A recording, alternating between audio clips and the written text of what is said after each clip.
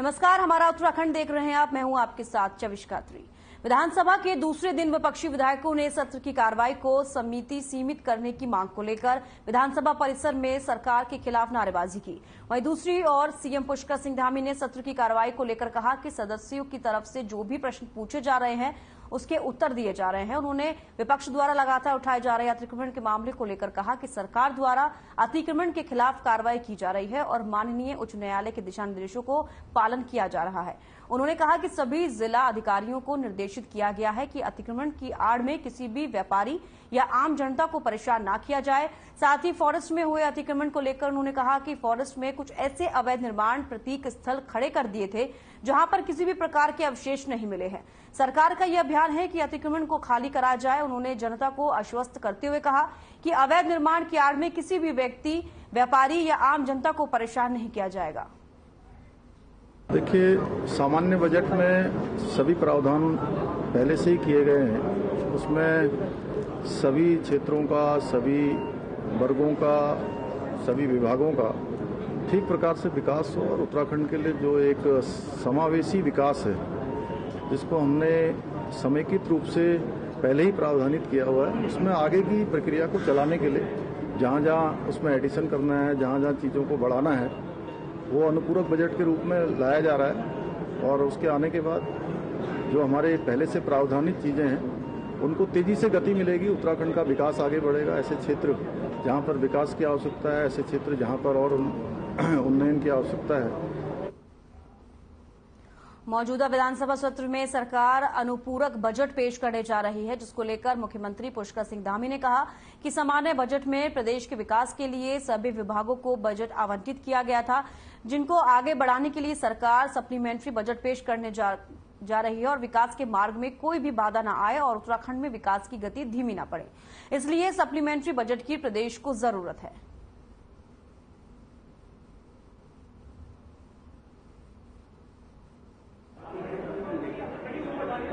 अनुपूरक बजट जिसको आज प्रस्तुत किया गया, ये राजस्व में 3530 करोड़, पूंजीगत में 7791 करोड़, कुल मिला के 11,321 करोड़ का अनुपूरक बजट आज प्रस्तुत हुआ। आप जानते हैं जिस प्रकार से देश के यशस्वी प्रधानमंत्री आदरणीय मोदी जी के आशीर्वाद से हमारा उत्तराखंड भी आगे प्रगति की ओर अग्रसर है।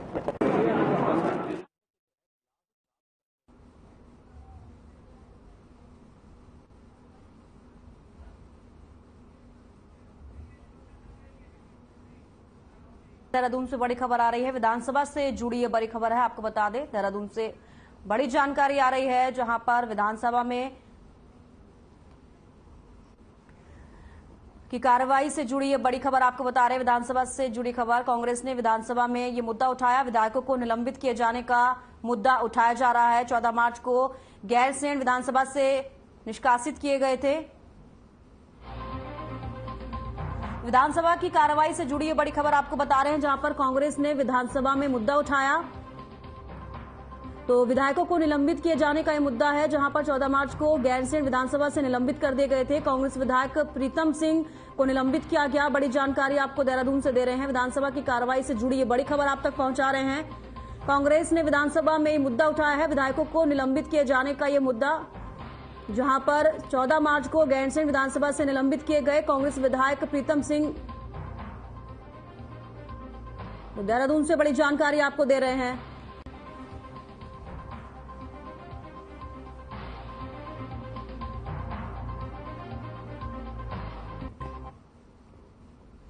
शिक्षा निदेशालय में रोजगार समारोह कार्यक्रम का आयोजन किया गया, जिसमें स्नातक वेतन क्रम में चिन्हित शिक्षकों को मुख्यमंत्री के हाथों नियुक्ति पत्र वितरित किया गया। कार्यक्रम में मुख्य अतिथि के रूप में शामिल हुए मुख्यमंत्री पुष्कर सिंह धामी के द्वारा द्वितीय चरण में 140 अभ्यर्थियों को नियुक्ति पत्र प्रदान किया गया, जिसमें से गढ़वाल मंडल के 72 और कुमाऊं मंडल के 67 नवनियुक्त शिक्षक थे। नियुक्ति पत्र पाने के बाद शिक्षकों में खासी खुशी नजर आई। कार्यक्रम के दौरान मुख्यमंत्री धामी ने कहा कि हमारी सरकार नकल विरोधी अध्यादेश लाई है और हमारा संकल्प है कि प्रदेश में सभी विभागों में रिक्त पड़े पदों को भरने के साथ साथ परीक्षाएं पारदर्शी बनाई जाएं।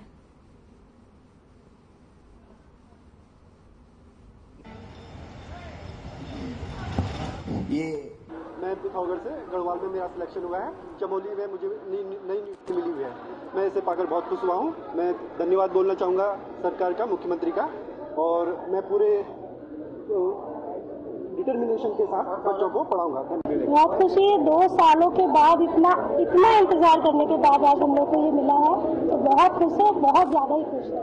और सबसे बढ़िया बात है अपने गढ़वाल मंडल में ये हमारे देश के यशस्वी प्रधानमंत्री आदरणीय मोदी जी ने 1 साल के अंदर जो 10 लाख नौजवान युवाओं को रोजगार देने का जो संकल्प लिया है, लक्ष्य लिया है, उस क्रम में उत्तराखंड की सरकार भी लगातार हमारे विभिन्न विभागों में इस प्रकार के कार्यक्रम कर रही है। और जो अध्याचन हमारे रिक्त हैं, उन सभी को हम लोक सेवा आयोग को या अधीनस्थ सेवा चयन आयोग को लगातार भेज रहे हैं।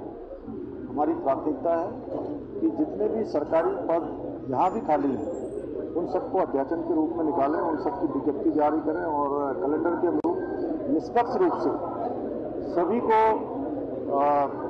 सेवा का अवसर मिले, चयन होने का अवसर मिले। इसी क्रम में हम नकल का अध्यादेश भी लाए थे और आज नकल के अध्यादेश का परिणाम है कि प्रतिभागी जो एक परीक्षा में भाग ले रहे हैं, एक में पास हो रहे हैं, वो 3-3, 4-4 परीक्षाओं में लगातार उत्तीर्ण हो रहे हैं।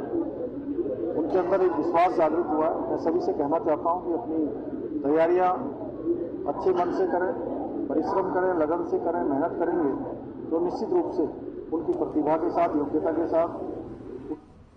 खबरों में आगे बढ़ेंगे, जहां दिल्ली में होने जा रही G20 बैठक को लेकर भारत सरकार ने बड़ी तैयारी की हुई है। दिल्ली को सुरक्षा घेरे के बीच रखा गया है, वहीं इसका असर केदारनाथ धाम में भी देखा जा रहा है। बता दें कि धाम में उड़ने वाले तमाम हेली सर्विस को फिलहाल 7 सितंबर से लेकर 11 सितंबर तक पूरी तरह से बंद कर दिया गया है। दरअसल भारत सरकार ने केदारनाथ में उड़ने वाली तमाम हेलीकॉप्टर सर्विसेज को दिल्ली G20 बैठक के लिए बुक कर लिया है। मौजूदा समय में लगभग 8 हेलीकॉप्टर कंपनियां केदारनाथ में अपनी सर्विस दे रही हैं। ऐसे में मेहमानों के आने जाने और मेहमानों की संख्या को देखते हुए केदारनाथ की तमाम हेली सर्विसेज को दिल्ली में लगाया गया है। वहीं आईजी करण सिंह नांगियाल ने बताया कि केदारनाथ जाने वाले श्रद्धालुओं की संख्या पैदल मार्ग पर अधिक होगी और ऐसे में उन्होंने तमाम हेली कंपनियों को भी निर्देश दिए हुए हैं कि जो लोग कल हेली सर्विस की वजह से केदारनाथ या अन्य हेलीपैड पर पहुंचेंगे, उन्हें किसी न किसी तरह से संदेश भेजा जाए। हाँ, इस तरह की चर्चा आई तो मैंने कंफर्म किया। इसमें पता चला कि वहाँ जो जितने भी हेलीकॉप्टर है केदारनाथ के लिए, वो सब जो है हायर कर लिए गए वहाँ G20 को देखते हुए। तो इस तरह से 7 तारीख से 11 तक और केदारनाथ के लिए कोई भी हेली सेवा अब उपलब्ध नहीं है। खबर देहरादून से है, जहां उपन कलमरियों ने अपनी मांगों को लेकर सरकार के खिलाफ मोर्चा खोल दिया है। उत्तराखंड उपनल संविदा कर्मचारी संघ के बैनर तले प्रदेश भर से आए सैकड़ों की संख्या में उपनल कर्मियों ने 1 दिवसीय विधानसभा का सामूहिक घेराव किया है, लेकिन रिस्पना पुल से पहले मौजूद भारी पुलिस बल ने प्रदर्शनकारियों को बैरिकेडिंग लगाकर रोक दिया। रोके जाने से नाराज आक्रोशित उपनल कर्मचारी सड़क पर ही धरने पर बैठ गए। संघ के पदाधिकारियों का कहना है कि उपनल कर्मचारियों की विभिन्न समस्याओं के निराकरण के लिए शासन स्तर पर बार बार अनुरोध किया गया, किंतु कर्मचारियों की समस्याएं जस की तस बनी हुई हैं।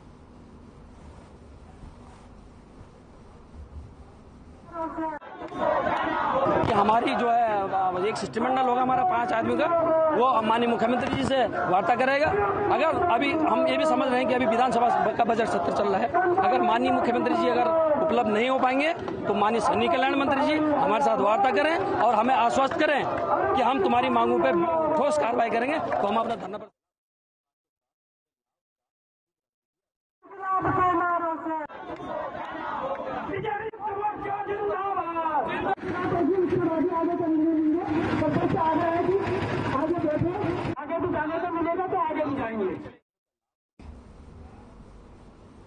खबर देहरादून से है, जहां विधानसभा सत्र का दूसरा दिन समस्त कोविड कर्मचारी न्याय संगठन उत्तराखंड द्वारा विधानसभा कूच किया गया, जिसकी सूचना मिलते ही विधानसभा के आसपास के क्षेत्र में धारा 144 लागू कर दी गई। उसके बावजूद बड़ी संख्या में कोविडा कर्मचारी और न्याय संगठन विधानसभा कूच करने पहुंच गए। बता दें कि कोरोना महामारी में उत्तराखंड राज्य के 13 जिलों में 1662 कर्मचारियों की आउटसोर्स के माध्यम से नियुक्ति हुई थी, जिनसे कोविड महामारी में कार्य लिया गया। उसके बाद उन कर्मचारियों की सेवा समाप्त कर दी गई। कोविड कर्मचारी सर, हम कोविड में काम कराया हमने सर 3 साल लगातार। आज सरकार ने हमें वो डिस्पोजल बना दिया है कि जो यूज एंड थ्रो खाने के बाद उसको कबाड़ा में डाल दिया जाता सर। तो वही सरकार हमारे साथ करे। 3 साल हमसे लगातार काम करने के बावजूद आज हमें सड़क में फेंक दिया सर। ये देख रहे हो 688 हम CPSC वाले पूरे उत्तराखंड में सर, 118 टोटल हमारे दून मेडिकल कॉलेज हॉस्पिटल वाले हैं सर। तो इतने वक्त समार्जन मांग रहे हैं हम। 1 महीने से ऊपर हो गया सर, हमें भूख हड़ताल पे बैठे बैठे। पुलिस आती है, उठा के लेके जाती, कीटाणु पॉजिटिव आता है, सारे कर्मचारियों को उठा के लेके चले जाते, हॉस्पिटल में पटक देती है। उनका केवल अपना ड्यूटी निभानी हो रही है, बाकी कुछ नहीं सर। स्वास्थ्य मंत्री CM धामी जी हमसे मिलने के लिए इतने वो हमने कोविड में काम करके क्या गुनाह कर दिया है। देहरादून में रोजगार समारोह के अंतर्गत स्नातक वेतन क्रम में चयनित शिक्षकों को नियुक्ति पत्र वितरित किए गए, जिसमें CM पुष्कर सिंह धामी ने भी शिरकत की।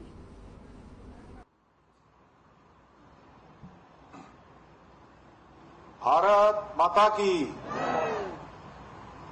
अभी शिक्षा मंत्री जी आप लोगों से जब नारा लगवा रहे थे, ऐसा लग रहा है ये तो बहुत ही आज उल्लास का कार्यक्रम है, बहुत उत्साह का। इतना नियुक्ति पत्र आज मिल रहे हैं और आप लोगों ने संपूर्ण सेवा अब अपनी देनी है, तो आप लोगों के अंदर तो आज बड़ा उत्साह होना चाहिए। क्या बात है, आज ये तो बहुत उत्साह का, उमंग का और एक खुशी का दिन है। और आप लोगों के लिए तो बहुत ही मतलब आज मैं कहूँ कि सबसे बड़ा दिन है ये आप सबका, आपका कि आपकी जो शिक्षा है उसके बाद जो है आपको सेवा का अवसर अब दे रही है। तो एक बार सब लोग जोर से लगाएंगे अब, भारत माता की, भारत माता की। नवनियुक्त सहायक अध्यापकों के आज नियुक्ति पत्र वितरण कार्यक्रम में अभी आप सब लोगों ने जिनको सुना, हमारे प्रदेश के शिक्षा मंत्री और लगातार शिक्षा के क्षेत्र में नवाचार लाने वाले, लगातार अनेकों प्रकार से उत्कृष्ट शिक्षा, नई शिक्षा नीति, ऐसे अनेकों कार्य हमारा शिक्षा विभाग जिनके नेतृत्व में कर रहा है, ऐसे आदरणीय शिक्षा मंत्री डॉक्टर धन सिंह रावत जी, मंच पर विराजमान बहुत वरिष्ठ विधायक हमारे और इस क्षेत्र के बहुत ही लोकप्रिय नेता, और उनके क्षेत्र में अनेकों कार्यक्रम होते हैं। वरिष्ठता के नाते देखिए आप लोगों को भी उन्होंने कितना अच्छा शुभकामनाएं भी दी, शुभाशीष भी दिया, आशीर्वाद भी दिया। ऐसे हमारे आदरणीय उमेश शर्मा काऊ जी, विद्यालय शिक्षा के सचिव श्री रविनाथ रमन जी, अपर सचिव शिक्षा श्रीमती रंजना राजगुरु जी, महानिदेशक शिक्षा श्री बंशीधर तिवारी जी और महानगर भारतीय जनता पार्टी के अध्यक्ष भाई सिद्धार्थ अग्रवाल जी एवं शिक्षा विभाग के हमारे सभी निदेशकगण, सभी अधिकारीगण, सभी इस संस्थान को चलाने वाले सभी अधिकारी बंधु, सभी कार्मिक और जिनके निमित्त आज ये शानदार कार्यक्रम, वैसे तो हमारी सरकार ने ये व्यवस्था कर दी और आप लोग चयन भी हो गए और अपना काम भी करना शुरू कर देते, लेकिन आज एक समारोह के रूप में हो गई। ये समारोह करने का उद्देश्य है कि आपके अंदर एक उत्साह का संचार हो, एक ऊर्जा का संचार हो और एक नवाचार लेकर आप लोग अपने अपने क्षेत्रों में काम करें। और जिनके निमित्त आज ये कार्यक्रम हो रहा है, ऐसे LT सहायक अध्यापक के रूप में चयनित होने वाले, आज जिनको नियुक्ति पत्र प्राप्त होने वाला है, सभी आज के इस कार्यक्रम में जिनके निमित्त कार्यक्रम हुआ है, हमारे सभी LT अध्यापकगण और जिन्होंने यहां से अभी शानदार, जिन बच्चों ने विद्यालय के यहां पर कार्यक्रम किया है, अपनी प्रस्तुति दी है, ऐसे नवोदय के सभी अध्यापकगण, सभी विद्यार्थीगण, मैं सबसे पहले तो आज नियुक्त होने वाले उन सभी युवा साथियों को मैं बधाई देना चाहता हूं कि निश्चित रूप से आज उनका बहुत बड़ा एक स्वप्न पूरा हो रहा है कि उनको आज सेवा का काम मिल रहा है। और सेवा भी ऐसे वैसे क्षेत्र में नहीं मिल रही है, सेवा भी ऐसे क्षेत्र में मिल रही है, जिम्मेदारी भी ऐसे क्षेत्र में मिल रही है जिनको भविष्य के कर्णधार बनाने का काम, भविष्य के अनेकों विद्यार्थियों के माध्यम से उनका आविष्कार करने का काम, उनके जीवन में हर प्रकार से संस्कार देने का काम आप सबके माध्यम से होना है। आज ये केवल आपको नियुक्ति पत्र नहीं बल्कि बच्चों का भविष्य इस आशा के साथ निश्चित रूप से कहीं न कहीं सौंपा जा रहा है, जो आपको हमारे प्रधानमंत्री जी ने कहा है कि यह अमृत काल प्रारंभ हो गया है और इस अमृत काल के आप सर्वाधिक महत्वपूर्ण जो दायित्व है उस दायित्व में आप काम करने जा रहे हैं, क्योंकि आप हमारा उत्तराखंड में फिलहाल इतना ही। दीजिए इजाजत, नमस्कार।